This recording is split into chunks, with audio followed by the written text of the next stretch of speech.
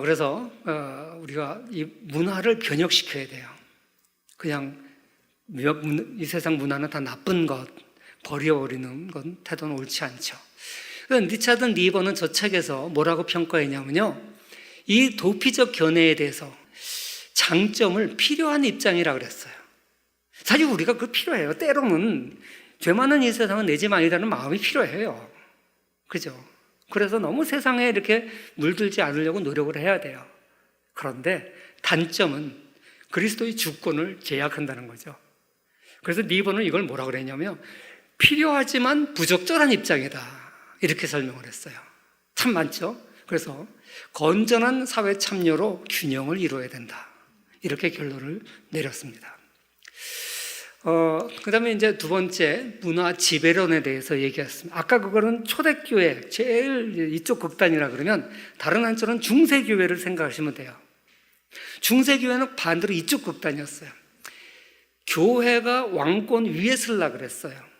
그래서 왕들한테도 교황이 이제 왕위를 즉위식을 거행하고 세례를 주고, 왕이라 할지라도 교황이 파문하면 천국에 못 간다고 설명을 하고, 그래서 기독교 문화가 온 나라를 지배하는, 바로 그게 문화 지배론이에요. 우리 크리스찬 입장에서는 상당히 좋아 보여요. 그죠? 언젠가는 우리 크리스찬이 이 세상을 지배하는 날이 오리라 그러면 얼마나 속 시원해요. 그죠? 그런데 우리가 중세를 경험해 봤잖아요. 1000년이나 동안 경험을 해봤는데, 사람들이 어떻게 중세를 평가하냐면 초콜릿 케이크에 비유해요. 겉으로 보기에는 기독교예요. 다 가보면 뭐 그림 그리면 다 성화만 그리고, 건물을 그리면 다 성당만 짓고, 르네상스 이전까지는 정말 그랬잖아요. 그런데 안에를 열어보면 초콜릿 케이크, 안에 쩔어보면 초콜릿이 있는 게 아니라 케이크 있어요. 빵이에요, 빵. 겉에는 초콜릿으로 포장을 해놨는데 열어보면 그냥 빵이에요. 겉은 중세 기독교 문화가 세상을 지배하는 것 같았는데 안에를 열어보면 온갖 탐욕과 다 똑같은 거예요. 그런데 요새 성경적 경제관을 한다고 해서 제가 가봤어요. 그랬더니 또 중세로 돌아가기 운동을 하고 있더라고요. 이 세상을 완전 공산주의 이념 같은, 공산주의 사회 같은 걸 만들어서 기독교가 이 세상 문화를 지배해야 된다, 모든 탐욕을 벗어버리고, 이런 불가능한 목표를 추구하는 거예요. 저는 그게 나쁘다는 거 아니에요. 가능만 하면 얼마나 좋습니까? 그래서 중세에 이미 체험해 봤잖아요. 그건 불가능하거든요. 이런 관점을 가지고 경제학을 보면요, 맨날 얘기하는 게 탐욕벌이라는 거예요. 우리 경제학자들 중에 기독교 경제학이라는 책을 쓴 사람들이 많습니다. 그런 분들이 간혹 강의도 하고 그러는데, 제가 그렇게 들어보면 전부 목사님 할 얘기를 자기가 해요. 그건 목사님들이 설교하게 내버려 둬야지 왜 경제학자가 그 얘기를 하냐고. 탐욕을 버려라 뭐 그런 거는 이건 목사님들이 늘 주일날 설교하는 거예요. 불필요한 게 아니잖아요. 가서 해야죠. 그거는 경제학자가 할 얘기는 아니라는 거죠. 제가 그 얘기를 지금부터 조금 하겠습니다. 1997년에 대한항공 801편이 괌에 추락했어요. 229명이 죽었습니다. 이게 뉴스에 났어요. 그러면 많은 사람들이 왜 떨어졌지? 왜 추락했지? 궁금할 거 아니에요. 근데 뉴스 앵커가 떨어진 이유는 중력 때문에 떨어졌습니다. 그러면 이게 맞아요, 틀려요? 네? 맞잖아요. 중력이 없으면 떨어지겠습니까? 우주로 바깥으로 튕겨나가겠지. 근데 이게 틀린 얘기는 분명히 아닌데 만약에 9시 뉴스에 앵커가 저런 소리 했다면 욕 나오지. 우리가 비행기가 추락하면 알고 싶은 게 조종사 과실인가? 일기가 나빴나? 계기 잘못인가? 왜? 재발되면 안 되니까. 그리고 책임 소재가 따르잖아요. 그래서 우리가 알고 싶은 거는 그런 거예요. 조종사 시점은 대한항공이 다 물어줘야 돼요. 죽은 사람들 다 물어줘야 되고, 기체결함이면 보잉사가 물어줘야 될 거고, 테러라면 또 얘기가 달라지고, 환경 비가 왔다든지 그러면 또 얘기가 더 복잡해져요. 우리가 궁금한 건 이런 거예요. 자, 그런데 비행기가 떨어진 건 중력 때문에 떨어졌다는 거하고, 인간 사회가 왜 이렇게 잘못됐냐는 탐욕 때문에 그러던 거하고 뭐가 달라요? 사실 이 세상에서 탐욕이 없으면 뭐 이런 문제가 생길 리가 없어요. 진짜 인간이 나보다 남을 더 귀하게 여기고 욕심 안 부리고 다 나눠주고 그러면 경제 문제가 생깁니까? 희소성의 법칙 필요 없어요.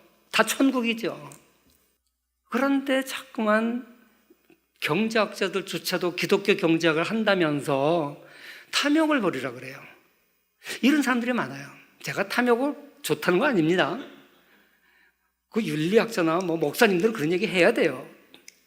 그러나 비행기는 중력을 이기고 날게 돼 있어요. 우리가 이 사회의 경제 법칙을 얘기하려면 탐욕을 이기고 이 사회가 잘 돌아가는 제도는 어떻게 하면 만들 수 있을까? 이거 아니에요. 그런데 자꾸만 탐욕을 벌이라 그래요. 사람들이 부동산 얘기하면요, 왜 부동산 1가구 2주택 부자들이 집 많이 갖고 있으면 더 가지려고 해서 집 가진 사람들의 탐욕 때문에 집값이 오른대요. 지금 정부도 좀 비슷한 입장인 것 같아요. 자, 그러면 집값이 떨어질 때도 있잖아요. 그럼 그때 갑자기 탐욕이 싹 사라져서 떨어져요? 그건 아니잖아요. 어떤 사람은 한 집 갚기 운동하면 사회 문제가 해결된대요. 그럼 바보예요. 왜? 그럼 공급이 안 돼요. 그 다음에 재래시장 붕괴의 원인은 대기업의 탐욕 때문에 그렇다. 그 다음에 세계화의 원인은 부자나라 탐욕 때문에 그렇다. 노사 갈등의 원인은 가진 자, 사용자의 탐욕 때문에 그렇다. 모든 길은 탐욕으로. 이걸 마치 기독교적 대안이 이런 것처럼 사회적 대안이라고 얘기하는 사람이 교회 안에도 있고 교회 바깥에도 꽤 많아요. 저는 탐욕 예찬론자는 아닙니다. 우리 기독교는 그걸 가르치지 않아요. 그러나 우리가 천국에 사는 완벽한 사람들이 아니에요. 남의 자식보다 내 자식을 귀하게 여기고 그게 어쩔 수 없는 인간이에요.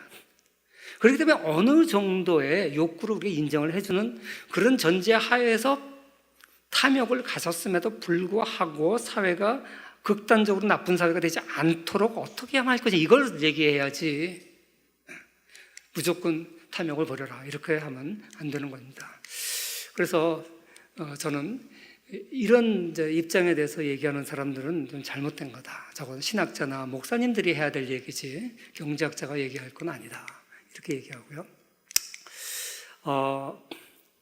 근데 사실 가톨릭이 이런 생각을 많이 했어요, 과거에. 그래서 원래 인간이 이제 아담과 하와가 이제 에덴 동산에서 죄악을 범지는 건 하나님을 불신해서 죄악을 범했잖아요. 그래서 중세 교회로 가면서 이 하나님에 대한 불신앙보다 더 큰 죄악으로 탐욕을 이제 자꾸만 얘기를 해요. 그래서 이 탐욕에 대한 경고, 그러다 보니까 이제 이자 금지, 이게 중세 교회가 전 경제 사회에 강요했던 법칙이에요. 그래서 이거 얼마나 잘못된 이자 금지 제도들이 오랫동안 지속됐는가.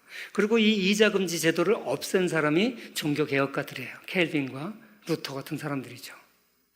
그래서 요새도 탐욕을 버려라, 나눠줘라, 헌신해라, 이것이 유일한 기독교적 경제관이라고 착각하는 사람들이 있어요. 물론 우리는 축복의 통로가 돼야 돼요. 내가 축복받은 걸 나눠줘야 돼요. 그러나 그게 기독교 경제학의 전부가 아니다, 이런 얘기죠. 중세 때는요, 사실상 교회에서 다 그렇게 가졌어요. 그래서 예를 들어서 이제 제롬이라고 하는 이제 사제는 굉장히 그 사제들이 입는 그 가운, 그걸 이제 입고 이제 예배를 드리는데, 미사를 집전하는데, 그 동양에서 온 어떤 상인이 그 지역을 지나다가 예배에 참석을 했어요. 미사에 참석을 해서. 미사가 끝난 다음에 신부님한테 이 옷 참 좋은 옷인데 어디서 샀냐고. 옛날에는 옷이 굉장히 고가니까. 그러니까 그 신부님이 이제 어디 지역에서 누구한테 얼마 주고 샀다 얘기를 할 거 아니에요. 그러니까 신부님 정말 싸게 잘 사셨습니다. 이거 2배는 줘야 되는데. 요새 목사님들 그런 얘기 들으면 뭐라 그러겠어요? 내가 물건 보는 눈이 있지. 그러지 않겠어요? 그건 나쁜 건 아니죠. 근데 이 제롬 신부님은요, 잠을 못 자요, 그때부터. 왜? 내가 마땅히 지불해야 될 대가를 안 지불하고 반밖에 지불 안 했으니까 그 사람을 착취한 거고 나는 지옥 가겠구나. 잠을 못 자요. 그 상인을 불러다가 그 나머지 반 돈하고 거기 여비까지 얹혀서 주면서 미안하지만 나를 위해서 거기 가서 이걸 돌려주라고. 상인이 돌려줬는지 안 돌려주는지 여러분 상상에 맡기고, 신부님한테 그게 중요한 거 아니에요. 자기는 면피한 거예요. 이런 식의 사고. 그러니까 철저하게 정말 말씀대로 살라고는 했어요. 그래서 이제 신부들이 그때는 이제 탐욕을 부리지 말고 공정한 가격을 just price라는 개념이 있었어요. 예를 들어서 어느 이제 사람이 말을 이제 시장에 내다 팔고 싶은데 돈이 없어서 파는 사람은 좀 많이 받고 싶잖아요. 근데 이제 많이 받으면 탐욕이라 그러니까 신부님한테 가서 물어요. 내가 이 말을 이제 내일 갖다 팔 건데 신부님 얼마 받으면 내가 지옥 안 갈까요? 그럼 신부님이 200리라 받아라. 그러면 참 마음이 편할 텐데 신부님 뭐라고 대답한 줄 알아요? 네가 사는 사람이라면 얼마 주고 사겠냐? 그만큼만 받아라 그러는 거예요. 헷갈리는 거예요. 야, 이거 얼마, 내가 사는 사람이 됐다. 그럼 내가 이거 얼마 줄까?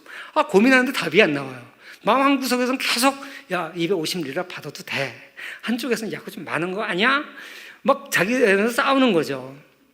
그런데 뭔지는 모르지만 하여간 공정한 가격이 있을 거다. 그거 이상 받으면 지옥 간다. 이렇게 생각한 거예요. just price예요. 그런데 아담 스미스가 기가 막힌 생각을 해냈어요. 저거를 생산하는 데 드는 비용만큼 주면 공정할 거다. 그래서 이제 그게 생산비가설, 노동가치설이에요. 그러니까 칼박스가 보니까 그게 맞아요. 맞다. 노동만이 유일한 가치를 창출하는 게 노동가치설이 최고다. 사실 그 아담 스미스가 처음 말한 거예요. 칼 막스가 받아들여서 지금까지 고집 부리는 거죠. 그런데 그 후에 학자들을 가만 보니까 비싼 돈 들여서 만들었는데 아무도 안 찾아. 그래서 그냥 거저 줘도 안 가질라 그래. 이게 수요자들이 원하는 가격도 중요하구나. 그래서 오늘날 경제학에서는요, 그 한계 효용 학파라 그래요. 신고전 학파라고 부르기도 하고요. 오늘날 경제학에서는 마치 가위가 두 날로 잘라지듯이 수요의 힘과 공급의 힘에서 시장에서 가격이 결정된다. 이게 여러분들 고등학교에서 배운 시장 가격 이론이에요. 근데 그 이론이 등장하기까지 200년이 걸렸는데 그 이전에 이제 그런 학설이 있었던 거죠. 그런데 그 공정가격이라는 개념은 그러니까 노동가치설이 등장하기도 전에 중세에 있었던 막연한 생각이었어요. 근데 오늘날 자주 보는 가격 이론이 뭐냐면 착한 가격이라는 거 들어봤죠? 도대체 착한 가격이 뭐예요? 바가지 안 씌우는 가격? 하여간 애매한 개념, 공정가격과 비슷한 개념이에요. 우리나라는 지금 200년 뒤로 가고 있어요. 그 문화 이원론이라는 것은 뭐냐면 아까도 얘기했지만 세상과 교회는 다른 거다. 너는 너고 나는 나다. 그런 거예요. 그러니까 이걸 갖다가 소극적 문화가 아니다 이렇게 얘기해요. 그러니까 초대교회 때는 너무 이쪽으로 갔다가 배경론으로 갔다가 중세 때는 너무 이쪽으로 간 거예요. 지배하려고. 그래서 종교개혁가들이 이거 두 개 다 틀린 것 같아. 종교개혁가들은 이걸 비판한 거거든요. 그러니까 중간으로 와야 되겠는데 루터가 생각한 게 세상은 세상대로 나름 의미가 있어. 그런데 교회는 교회에 또 가치가 있는 거고 이 두 개는 공존할 수밖에 없어. 이 세상 끝날까지. 그러니까 이 세상 문화를 소극적으로 받아들이는 거예요. 그래서 소극적 문화관이라 그래요. 사실 우리 한국 교회 풍토가 좀 이런 편이에요. 정치나 이런 데 별로 관심 갖지 말고 그냥 세상 돌아가는 거에 넘어가니 교회 잘 다니고 11조 잘하고 전도 잘하고 그러면 됐지. 골치 아프게 기독교 성경적 경제가 이거 쓸데없이 그런 걸 하고 앉았냐. 나 욕 많이 먹었어요. 그거 한다고.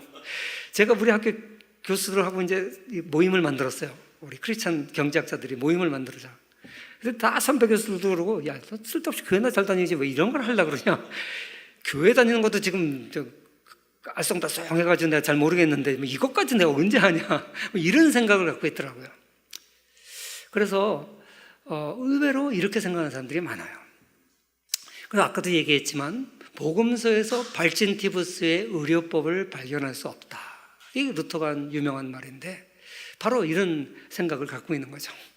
그러다 보니까 세상적으로 발진티부스 예방 그 의학을 발견하는 거, 발명하는 거 좋은 거잖아요. 그 마찬가지로 이 세상에 참여해서 그 자동차도 발명하고 뭐 좋은 거 아니냐. 의외로 이원론자가 많다 이런 얘기를 하면서 이거를 니버는 뭐라 그랬냐면 양서류에 비유했어요. 묻에서도 살고 물에서도 살고 양서류. 그런데 위대한 양서류라고 불렀어요. 왜 위대한이라고 부르냐? 그럴듯해서 너무나 많은 사람이 저기 현혹되고 있다는 거죠. 사탄이 좋아할 정도로 현혹되고 있다는 거예요. 그러니까 일주일 중에 성일은 주일 하루예요. 나머지 일은 뭐 세상 속에서 똑같이 살아도 된다. 그러니까 하나님의 지계표를 교회 안으로 한정 지어버리는 거예요. 7일 중에 하루로 한정 지어버리는 거예요. 하나님은 일주일에 하나님이시고 모든 세상이 하나님이신데 세상은 세상이고 교회는 교회다 이런 생각은 편하긴 하지만 올바른 태도가 아니라는 거죠. 그런 의미에서 저는 하나님 나라와 경제 성장에 대해서 한번 생각해 보고 싶습니다. 사실 아까도 이제 문화에 대해서 얘기했잖아요. 하나님이 이 세상을 창조할 때부터 성장을 염두에 두고 창조했어요. 그런데 극단적으로 이쪽 극단에 있는 사람들은 성장 자체를 죄악시해요. 이쪽 극단에 있는 이원론자는 마음껏 세상 속에서 자기 역량을 발휘해야 된다고 생각해요. 그런데 지금 AI 같은 게 앞으로 인류에 어떤 치명적 재앙이 될지도 모르거든요. AI는 또 그렇다고 요새 영화 보세요. 뭐 이상한 로봇가 나와서 세상을 지배한다는 거 너무 많잖아요. AI는 또 그렇다고 쳐도 태아 가지고 이제 사람을 아바타를 하나 만들어 놓고 자기 부품 갈아 끼는 거, 이 영화에도 이런 거 나오죠. 과학자들은 무조건 결과 생각 안 하고 할 수 있는 건 무조건 해요. 그 끝에 절벽이 있다는 걸 몰라요. 생각 안 해요. 그런데 이건 누구의 몫이겠습니까? 이건 크리스찬들의 몫이죠. 해야 될 거고 하지 말아야 될 것을 정해주는, 지경을 정하는 건 우리 크리스찬들이 해야 되는 거죠. 그래서 이 양쪽 견해가 다 있다는 겁니다. 또 이제 경제학에서도 제가 가만히 생각해 보면 청빈론, 청부론도 그렇게 나눌 수 있는 것 같아요. 청부론은 조금 이쪽 견해인 것 같아. 이원론적 견해에 가까운 것 같아요. 마음껏 부자가 돼도 된다. 저도 역시 부자 되는 거 좋습니다. 그러나 세상에 보면 극단적 부자들 많잖아요. 그 사람들을 하는 일을 우리가 따를 필요가 없어요. 그래서 저는 이제 소비관 같은 거 강의할 때 간혹 얘기하는데, 저는 이제 예를 들어서 이제 넥타이 예를 들면 이 넥타이 유행이 잠깐 바뀌어요. 이 사람들이 팔아먹으려고 좁아졌다가 또 넓어졌다가. 유행에 전혀 민감하지 않으니까 나는 어떤 때는 남들 다 좁은 거 있는 넓은 넥타이 많은 거 딱 메고 다니고. 지금은 나이가 좀 들었으니까 내 나이에 맞는 수준의 소비 생활을 합니다만, 그런 너무 극단으로 가는 건 바람직하지 않다고 생각해요. 그러니까 너무 궁상 떠는 것도 바람직하지 않고, 그렇다고 너무 돈 좀 있다고 크리스찬이 세속적인 말로 돈 자랑하는 거, 난 그건 참 크리스찬들이 취해야 될 태도는 아니라고 생각해요. 저희 졸부들이 많이 그러지 진짜 몇 대를 거친 부자들은 또 안 그런다 그러더라고요. 근데 잘 모르겠는데, 우리나라는 그런 부자가 별로 없어서 잘 모르겠는데, 사실 그런 부자가 돼야 되는 거죠. 그래서 하나님은 이 세상을 창조하실 때 처음부터 모든 인간을 창조하지 않았듯이 하나님은 굉장히 풍요하게 창조를 하셨어요. 처음에는. 그런데 이제 타락 이후에 이 세상이 많이 파괴가 됐죠. 그리고 우리가 많은 것을 이제 읽어가는데, 멜더스 목사는, 여러분 멜더스 잘 아시죠? 인구론의 저자 멜더스가 한 유명한 말이 이거예요. 인간이 숫자가 많아져가지고 자연이 제공하는 먹거리를 초과하게 되면, 즉 희소성 때문에 이제 전쟁이 일어난다는 거예요. 사람들이 인구가 막 증가하면, 이집트에서 이스라엘 백성들이 핍박받은 인구가 너무 숫자가 많아지니까 핍박받잖아요. 노예니까 그렇지, 노예가 아니면 인구가 많아지면 민족 이동을 해요. 그 옆 지역에 있는 좀 더 잘 사는, 그러나 군사력이 약한, 숫자가 많으면 옛날에는 군사력이 강해요. 그러니까 이제 민족 이동을 하면서 옆에 잘 사는 지역을 잠깐 침공하죠. 전쟁이 일어나요. 사람들이 전쟁을 하면 농사를 못 져요. 기근이 와요. 사람들이 못 먹으면 저항력이 떨어져요. 질병에 노출돼요. 그래서 패스트 같은 이런 대역병이 돌아요. 그래서 이 전쟁과 기근과 역병, 이것 때문에 인류 역사상 보면 인구가 증가하지는 않아요. 굉장히 오랫동안 인구가 거의 안 늘어요. 그런데 저거를 극복한 게 뭐냐? 그게 바로 산업혁명이죠. 그런데 그 전에는 한 번씩 성경에 나오는 7년 기근 같은 게 와요. 그게 대부분의 지역에서 한 번씩 경험되는 거예요. 요새 학자들은 그게 엘니뇨 현상 때문에 그렇다는 걸 알아요. 태양의 흑점이 터지고 뭐 이런 엘니뇨 현상 때문에 지구상에 그런 일기 변화가 온대요. 근데 그때 당시 그런 건 모르니까 그렇게 기근이 오고, 그럴 때 사람이 사람을 잡아먹을 정도로, 이건 동서양을 막론하고 다 있었습니다. 성경에도 나오지만, 성경은 물론 이제 포위돼서 전쟁 상황에서 그런 거지만 평상시에 장기 기근 때문에 이런 일들이 역사서에 많이 기록되어 있습니다. 저건 GDP입니다. 인구는 완전히 이렇게 가다가 산업혁명 때 이렇게 올라가고요. 저거는 그 1인당 소득을 그린 거예요. 저렇게 산업혁명 이후에 사람들의 먹거리 문제가 해결되니까 인구가 증가한 거예요. 그래서 하나님은 이 경제 성장을 계획하시고 의도하시고 이 지구를 만들었다는 거죠. 그런데 타락된 인간들이 그거를 제대로 가꾸지를 못했는데, 최근에 문명이 발전하면서 이제 선진국일수록 기아 문제에서 해결되고 환경 문제에서 해결되고 있어요.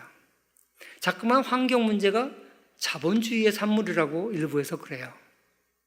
근데 지금 보세요. 가난한 나라일수록 환경이 나빠요. 부유한 나라일수록 환경이 좋아요. 우리나라도 마찬가지고요. 공산주의일수록 환경이 나빠요. 왜? 공산주의는 환경 감시도 정부가 하고 경제 성장도 정부가 하고, 그러니까 나쁠 수밖에 없어요. 주체가 똑같아요. 그렇기 때문에 그러니까 저게 이제 인구 증가 그래프예요. 저게 뭔지 아세요? TBM이라고 그래서요. 터널 보링 머신이에요. 사람이 저렇게 조그매요. 옛날에는 터널 하나 뚫으려면 얼마나 많은 사람들이 꽃갱이로 파고 다이너마이트로 터뜨리고 위험하고 무너지고. 그런데 요새는 저 기계가 하나 지나가면요, 다 갈려가지고 뒤로 나오고 거기서 시멘트가 싹 발려가지고 통이 다 생겨요. 사람들은 운전만 하면 돼요. 저런 시대가 됐어요. 그러니까 우리나라가 저거 세계에서 제일 많이 임대한 나라예요. 그래서 강원도 저기 중앙고속도로 가보니까 터널 다리 쫙 뚫어 있어요. 저게 없으면 불가능하죠. 얼마나 많은 사람의 노동력이 절약되고. 그런데 나쁜 기술도 있어요. 그러나 좋은 기술도 많아요. 데이빗 베빙턴이라는 사람이 쓴 역사관의 유형들이라는 책을 보면 순환사관, 직선사관, 상대주의사관이 나오는데, 순환사관은 뭐냐면 과거 불교 사관이에요. 돌고 도는 거. 토인비의 역사관이 그런 거예요. 문명이 태어나고 성장하고 노쇠해져서 소멸하는 이 인간의 생로병사를 따라서 문명이 이루어진다. 이런 사관들은 다 돌고 도는 윤회사상, 이런 건 다 순환사관이에요. 그런데 직선사관은 뭐냐? 어느 한 지점에서 어느 한 지점으로 역사는 진행되고 있다. 기독교가 바로 직선사관이죠. 상대주의 사관은 요새 포스트 모더니스트들이 갖고 있는, 네가 나은지 제가 나은지 누구도 몰라, 불가지론에 빠지는 그런 사관입니다. 우리 기독교는 분명히 직선사관입니다. 그런데 물론 직선사관이라고 다 옳은 건 아니에요. 계몽주의자들이 가졌던 거는 직선사관인데 기독교의 영향을 받아서, 저 사람들은 뭐냐면 화살표가, 기독교는 이렇게 가요. 창조서부터 완성회까지 이렇게 어떤 게 좋고 나쁘고가 아니라, 하나님이, 어거스틴이 시간도 하나님의 창조물이라고 그랬거든요. 인류 역사의 시작이 있고 종말이 있고 그 후는 우리가 알 수 없어요. 어느 방향을 해서 나간다는 건데, 계몽주의 직선사관은 뭐냐면, 계몽주의 진보사관은 뭐냐면 인류 역사 끊임없이 진보한다는 거예요. 진보. 그래서 언젠가는 유토피아가 온다는 거예요. 하나님이 없이. 그건 비기독교적이에요. 그래서 우리 계몽주의를 비기독교적이라고 하는 거예요. 그런 관점에서 역사 발전을 볼 수 있다는 거죠. 그럼 역사관이 달라져요. 이놈의 망할 세상 언제 망하냐, 빨리 휴거되고 말아야지, 이런 태도를 가지고 있는 사람이 현실 참여하는 정도와 이런 생각을 가진 사람이 현실 참여하는 건 다를 거예요. 진보론자들이 얘기하는 것처럼 하나님 없이 천국을 이루겠다는 건 망상이지만, 가급적이면 악이 번창하기 어려운 방부제 환경을 만들어가면서, 복음이 전파되기 좋은 환경을 만들어가면서 마지막 그날까지 우리는 성실하게 청지기 역할을 감당하는 것, 그게 우리가 가져야 될 세계 문화관이라는 거예요. 배청론도 틀렸고, 기독교 사상으로 이 세상을 지배한다는 것도 틀렸고, 적당히 절충하는 것도 틀렸고, 우리가 추구해야 될 것은 하나님의 청지기로서 우리가 속해 있는 이 세상의 문화를 변혁시켜야 된다. 그게 바로 적극적 문화관이에요. 루터의 문화관은 소극적 문화관이라면 이걸론의 문화관은 소극적 문화관이에요. 이 세상을 찬미도 안 하지만 지지도 안 하고 그냥 이렇게 사는 거예요. 근데 우리는 적극적으로 문화를 바꾸려고 애를 써야 된다. 그러나 선지자적 비관주의를 가져야 돼요. 선지자들이 하나님의 메시지를 전했어요. 근데 결국 포로가 될 줄 알아요. 그러나 전하라 그랬으니까 전하는 거예요. 우리가 아무리 노력한들 이 세상에서 유토피아를 만들 수 없어요. 그렇지만 우리가 해야 될 일은 최선을 다해서 한다는 자세, 이것이 바로 세상을 변혁시키려고 하는 자세입니다. 그러니까 비슷해 보이는데 좀 달라요. 우리 하나님의 주권을 인정하고 주권 안에서 우리가 할 수 있는 데까지 하는 거죠. 그래서 이 구속 역사에 동참하는 것, 그게 이제 우리 크리스찬들의 역할이고, 이런 관점에서 모두 우리의 삶을 봐야 되는 거예요. 예를 들어서 내가 돈을 번다. 그럼 왜 벌라 그러는데? 세상 사람과 우리가 조금 달라야 되는 거예요. 하나님의 영광을 드러내기 위해서. 또 내가 자유롭게 사람들을 돕기 위해서. 여러 가지 이유가 있겠죠. 사람의 수준에 따라서. 어떤 사람은 내가 선교하려고, 어떤 사람은 내 예배당 지려고. 사람마다 다르겠지만 돈 버는 하는 건 비슷해 보여요, 겉보기에는. 내가 왜 성공하려고 그러는데? 여러분, 우리가 살라고 먹어요? 먹으려고 살아요? 어떤 게 성경적이에요? 기독교적으로는 살라고 먹는 게 맞다고 생각합니다. 먹으려고 사는 것은요, 요새 먹방 팬들이 하는 짓이에요. 사실 세상 사람들은 어떻게 보면 먹으려고 사는 것 같아요. 좀 더 맛있는 거, 좀 더 좋은 거. 먹는다는 표현에 좋은 집 사는 거, 명예 좋은 거 갖는 거 다 포함됐겠죠. 그게 이 세상 사람들의 목적이겠지만, 우리는 살라고 먹는 거예요. 산다는 것 속에 하나님의 영광을 드러내는 삶을 살기 위해서 먹는 거죠. 그러니까 좋은 거 먹지 말라는 거 아닙니다. 저도 오늘 딸애들하고 부처럼 만에 인도 카레 비싼 거 먹었어요. 간혹 그럴 수 있어요. 그런데 그게 목표는 아니에요.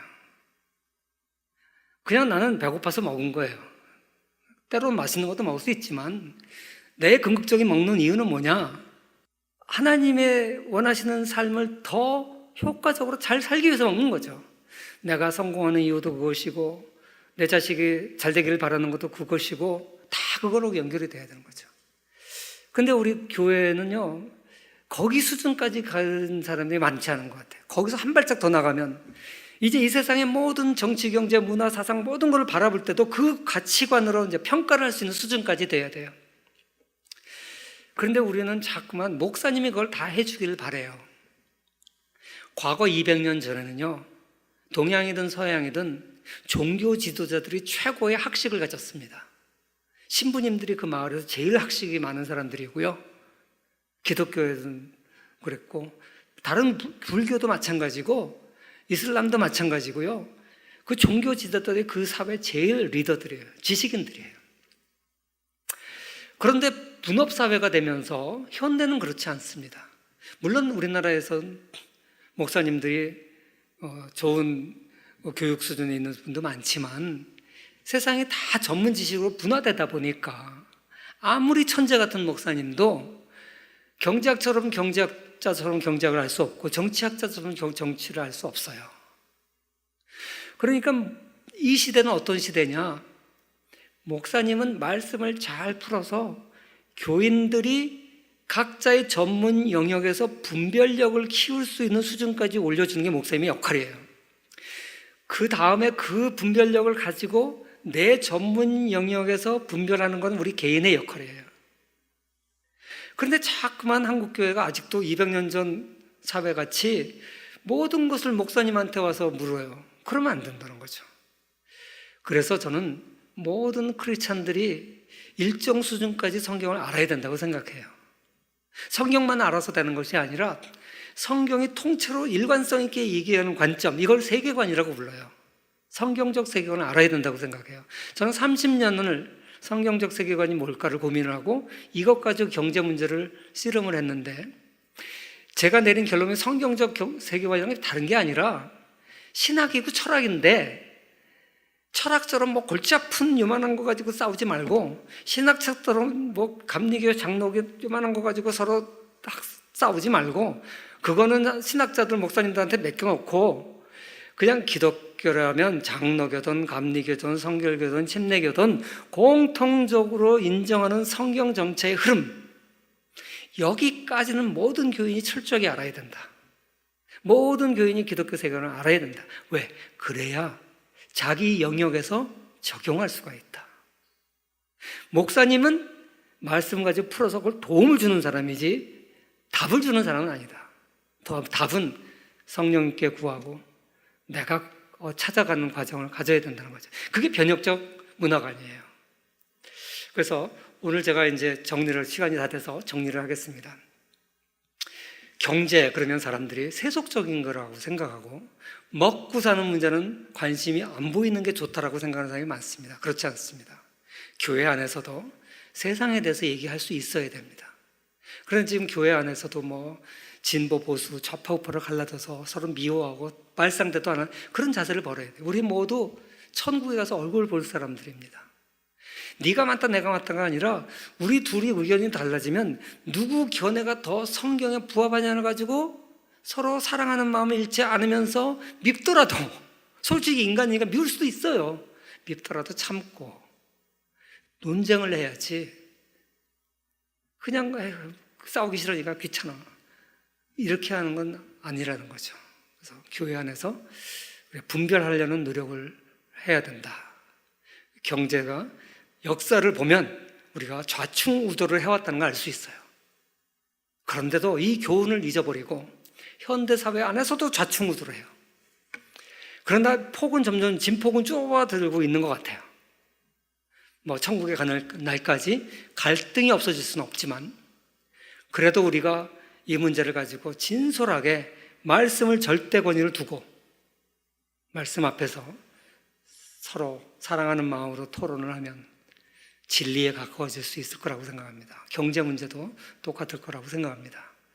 여러분들께서 굉장히 궁금한 주제를 주시면 뭐 어디에 아파트 사요 이런 거 말고요, 이런 건 가능해요. 재테크를 크리스찬도 해도 됩니까? 부동산 사는 게 크리스찬들 하지 말아야 됩니까? 뭐 이런 거는 가능하겠죠. 이건 가치관의 문제니까. 저는 그런 걸 답변하는 사람이지 쪽집게도 아니고요, 뭐 주식 전문가도 아닙니다. 그런 거는 이제 주식회사, 증권회사에 계시는 분들 모셔다가 들으시고, 저는 가치관에 대해서, 여기에 대해서 다음 시간에 질문이 있으면 답변하도록 하겠습니다.